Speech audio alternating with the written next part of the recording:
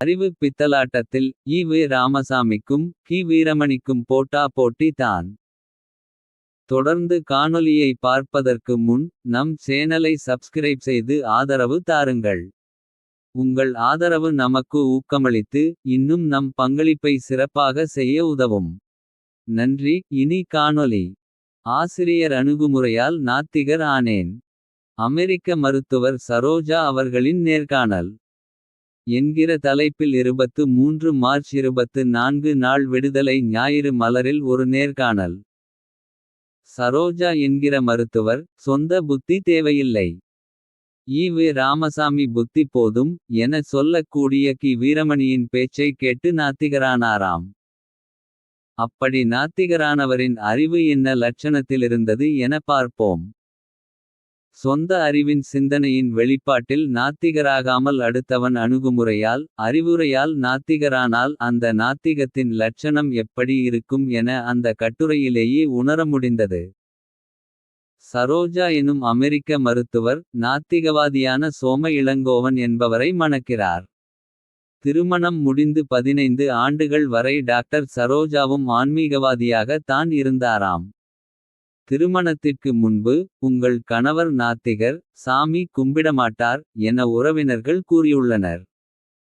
பரவாயில்லை, நல்ல குணமுடைய மனிதராக அவர் இருக்கிறார், அதுபோதும் என டாக்டர் சரோஜா கூறியிருக்கிறார். கடவுள் இல்லை என்பவர் கணவராக வந்தாலும் பரவாயில்லை என கருதுகிற மண் இது. அதே நேரம் டாக்டர் சரோஜா அவர்கள் 15 ஆண்டுகள் ஆன்மீகத்தில் திளைத்த போதும் நாத்திக டாக்டர் இளங்கோவன் அவர்கள் இடையூறு ஏதும் செய்ததில்லை. எப்படியான புரிதல், எப்படியான ஜனநாயகம் பாருங்கள். பெரியார் கொள்கை என்பது கடவுள் இல்லை என்பதல்ல, மாறாக மனிதத்துவம் என விடுதலை குறிப்பிட்டு இருந்தது. அதாவது கடவுளை வணங்குபவரை தடுக்காமல் கடவுளை வணங்க இடையூறு செய்யாமலிருப்பதே பெரியாரிய மனிதத்துவம் என விடுதலை புழுகுகிறது. ஏன் புழுகுகிறது என சொல்கிறோம் என்பதை பார்ப்பதற்கு முன்னால் இங்கே ஒரு விஷயத்தை குறிப்பிட வேண்டும். என்ன தான் தீக்க ஆசாமிகள் சொந்த புத்தி வேண்டாம். ஈ. ராமசாமி புத்தி போதும் என பெருமையாக சொல்லிக் கொண்டாலும் பல நேரங்களில் ஈ. ராமசாமியின் புத்தியில் சிந்திப்பதில்லை என்பதற்கு மேற்கண்ட சரோஜா என்கிற அந்த பெண்மணியே ஒரு சான்றாக விளங்குகிறார். நாத்திகவாதியான தனது கணவர் தனது கடவுள் நம்பிக்கை குணத்திற்கு எவ்வித இடையூறும் செய்ததில்லையாம். நிச்சயம் அதற்கு சரோஜா அம்மையாரின் கணவரின் நற்பண்பு தான் காரணமாக இருக்க முடியுமே ஒழிய அறிவு ஒழுக்கமற்ற ஈ. ராமசாமியின் புத்தி அல்ல. அதனால் தான் பெரியாரியம் மனிதத்துவம் என விடுதலை பத்திரிகை பேர்வழி கூறுவதை புழுகுவது என்கிறோம். உண்மையில் கோவிலுக்கு போன தம் மனைவி நாகம்மையை ஈ. ராமசாமி அவர் உணர்வுகளுக்கு மதிப்பளித்து கோவிலுக்கு செல்ல அனுமதித்திருந்தால் இங்கே ஆன்மீகத்தில் திளைத்த மருத்துவர் சரோஜாவை புண்படுத்தாத கணவன் விஷயத்தில் ஈ. ராமசாமியின் பெயரை சொல்லி ஒப்பிடுவது சரியாக இருந்து இருக்கும். ஆனால் இந்த விஷயத்தில் ஈ. ராமசாமியின் யோக்கியதை என்ன, என்னென்ன அறிவு கெட்டத்தனத்தை செய்தார் என பார்ப்போம். கடவுள் நம்பிக்கை கொண்டிருந்த தன் மனைவி நாகம்மையை நாத்திகவாதியாக்க ஈ. ராமசாமி கையாண்ட முறைகள் அனைத்தும் காட்டுமிராண்டிதனத்தோடு வெட்கங்கெட்டத்தன்மை கொண்டவை. சற்றுக்கூட மனிதநேயம் காட்டாத பண்பை கொண்டிருந்தவை ஈ. ராமசாமியின் செய்கை. இதை நாம் சொல்லவில்லை. தீக்கவின் பத்திரிகைகள் மூலமே ஈ. ராமசாமியின் காட்டுமிராண்டிதனத்தை ஆதாரமாக அறிய தருகிறோம். அரைகுறையாக வீரமணி வகையறாக்களை வாசித்துவிட்டு பகுத்தறிவு பேசினால் அதில் அறிவு போதாமை தான் இருக்கும். அது தான் மருத்துவர் சரோஜா விஷயத்திலுள்ளது. அவர் இன்னும் ஆழமாக வாசித்திருந்தால் வீரமணியின் அணுகுமுறையால் நாத்திகரானேன் என கூறி இருக்க மாட்டார். வீரமணியின் எழுத்துகளை வாசித்து அவரின் போலி பகுத்தறிவினை உணர்ந்தேன் என கூறி இருப்பார். இனி ஈ. ராமசாமி ஆத்திகராக இருந்த தம் மனைவி நாகம்மை இடத்தில் நடந்து கொண்ட காட்டுமிராண்டிதனத்தை பார்ப்போம். திராவிடர் கழகம் சிறுவர் சிறுமியர்களுக்காக நடத்துகிற இதழ் பெரியார் பிஞ்சு. பெரியார் பிஞ்சு பத்திரிகையின் 2017ஆம் ஆண்டு ஜூலை இதழில் பெரியார் செய்த குறும்பு என்கிற தலைப்பில் ஒரு கட்டுரையை வெளியிட்டிருந்தார்கள். அதிலிருந்து நாகம்மையை தன் கொள்கைப்படி மாற்றுவதற்காக பெரியார் செய்த குறும்புகள் ஏராளம். அதில் இதுவும் ஒன்று. பெரியாருக்கு கோயிலுக்கு செல்வது பிடிக்காது. நாகம்மை கோயிலுக்கு போவதை தடுக்க விரும்பினார். ஒரு திருவிழா வந்தது. நாகம்மை கோயிலுக்கு போனார். பெரியார் மைனர் போல் வேடம் போட்டு கொண்டார். தன் கூட்டாளிகளை அழைத்து கொண்டு கோயிலுக்கு போனார்.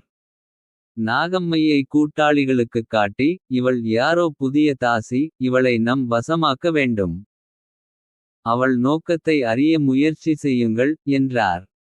அவர்களும் நாகம்மையை நெருங்கினர். கேலி செய்தனர். நாகம்மை பயத்தால் துடித்தார். கை கால் நடுங்கினார். வியர்வையால் நனைந்தார். ஒருவாறு சமாளித்துக் கொண்டு அந்த போக்கிரிகளிடமிருந்து தப்பினார். வீட்டிற்கு வந்து பெரியாரிடம் கோயிலில் நடந்த சம்பவத்தைப் பற்றி கூறினார். கேடு கெட்ட காரியத்தை செய்துவிட்டு பெரியார் நல்லபிள்ளை மாதிரி பதில் சொன்னார். நீ ஏன் கோயிலுக்கு போனாய்? அதனால்தான் இந்த துன்பம். அதற்கு பிறகு நாகம்மை கோயிலுக்கு போவதை நிறுத்திவிட்டார். என்கிறது பெரியார் பிஞ்சு இதழ். எவ்வளவு மானக்கேடான ஈனப்புத்திக்காரனாக ஈ.வே. ராமசாமி இருந்திருக்கிறார். விடுதலை குறிப்பிடும் மருத்துவர் சரோஜாவின் கணவர் சோம இளங்கோவனுடன் ஈ.வே. ராமசாமியை ஒப்பிட்டால். சோம இளங்கோவனின் கால்தூசிக்காவது பெறுவாரா? கோவிலுக்கு போன மனைவியை வேசி என்று சொன்ன ஈ.வே. ராமசாமி.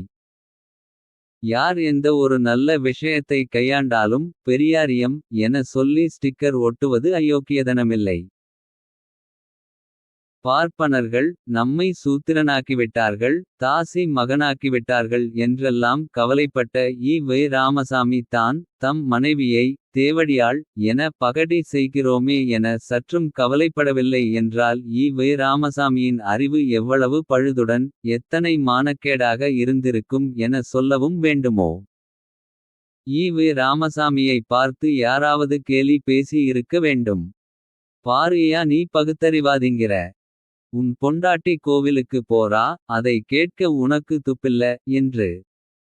விளைவு அதனால் எழுந்த ஆத்திரத்தில் என்ன செய்தாவது நாகம்மை கோவிலுக்கு போவதை தடுக்க வேண்டும் என்ற எண்ணம் ஈ.வே. ராமசாமிக்கு வந்திருக்க வேண்டும். தொடர்ந்து என்ன ஈனத்தனமான அரக்கத்தனமான முறையை கையாண்டாவது மனைவி கோவிலுக்கு போவதை தடுக்க வேண்டும். தடுத்துவிட்டார் ஈ.வே. ராமசாமி. ஈ.வே. ராமசாமி கையாண்ட இழிவான அணுகுமுறையை எந்த ஒரு தீக்க தொண்டனும் பின்பற்ற மாட்டான். அதனால் தான் சொன்னோம் சொந்த புத்தி வேண்டாம். ஈ.வே. ராமசாமி புத்தி போதும் என சொல்லும் தீக்க மூடர்களாலேயே நிறைய விஷயங்களில் ஈ.வே. ராமசாமியை பின்பற்ற இயலாது என. ஈ.வே. ராமசாமி தம் மனைவி நாகம்மை விஷயத்தில் செய்த இன்னுமொரு மானக்கேடான சம்பவத்தை பார்ப்போம். ந. சுப்பு ரெட்டியார் எழுதிய தந்தை பெரியார் சிந்தனைகள் எனும் புத்தகத்தில் விரத ஒழிப்பு எனும் தலைப்பின் கீழ் வந்தது. நாகம்மை கணவர் ஈ.வே. ராமசாமிக்கு வேண்டிய அசைவ உணவை தனியாக சமைப்பார் பரிமாறுவார்.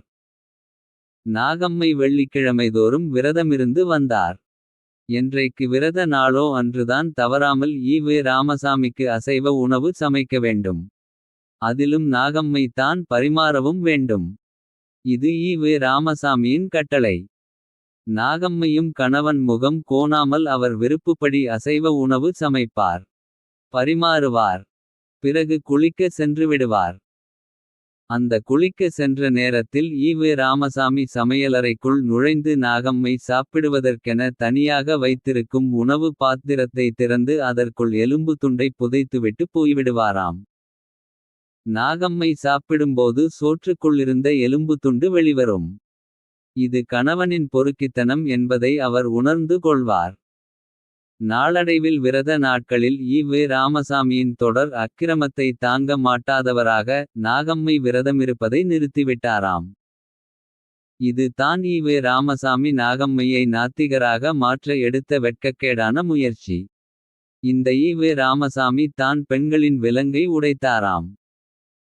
பெண்ணை தூக்கி போய் பாலியல் வன்கொடுமை செய்து மதம் மாற்றுபவனுக்கும். காட்டுமிராண்டித்தனமான செய்கைகள் மூலம் மனைவியை நாத்திகவாதியாக மாற்ற முயன்ற ஈ. ராமசாமிக்கு என்ன வித்தியாசமுள்ளது. மதத்தை காரணம் காட்டி புலாலை உண்ணாதே என சொல்வது எவ்வளவு தவறோ அவ்வளவு தவறு, அல்லது அதையும்விட அதிகமான குற்றம் புலாலை மறுப்பவர்களிடம் புலாலை திணிப்பது. அந்த வெட்கங்கெட்ட செயலை ஈ. ராமசாமி செய்துள்ளார். ஒருவனின் சோற்றில் மண்ணள்ளி போடுவதை விட கேவலமான காரியத்தை ஈ. ராமசாமி செய்துள்ளார். நான் உன் புருஷன். நான் என்ன செய்தாலும் கேட்டேயாக வேண்டும் என்கிற அப்பட்டமான ஆணாதிக்க சிந்தனையைத் தவிர ஈ. ராமசாமியிடம் வேறென்ன இருந்தது மனைவிமார்களிடம். ஒருவரை நாத்திகனாக மாற்றுகிற உன் யோக்கியதையே இந்த லட்சணத்தில் இருந்தால். உன் பகுத்தறிவின் யோக்கியதை என்ன தன்மையில் இருக்கும். உன்னை மாதிரி தானே ஒவ்வொரு ஆணின் சிந்தனையும் தன்மையும். எதை செய்தாவது பெண்ணை தன்னை கட்டுக்குள் வைத்து கொள்ள விரும்புவான். பெண்ணை அடிமைப்படுத்துகிறவனை தான் ஈ. ராமசாமியோடு ஒப்பிடலாமே தவிர. பெண்ணை மதிக்கிற மாண்பு கொண்ட நபர்களை ஈ. ராமசாமியோடு ஒப்பிடுவது. மாண்பு கொண்டோரை இழிவு செய்கிற ஈனத்தனம். ஈ. ராமசாமி தம் மனைவிமார்களை மதித்தார் என எங்கு தேடினாலும். அதற்கான சான்றை பெற இயலாது. திருமணம் பெண்ணை அடிமைப்படுத்துகிறது என சொல்லிக் கொண்டே. அதே அடிமைப்படுத்துகிற வேலையை செய்த ஈ. ராமசாமியின் அறிவில் என்ன நாணயம் இருக்கும்.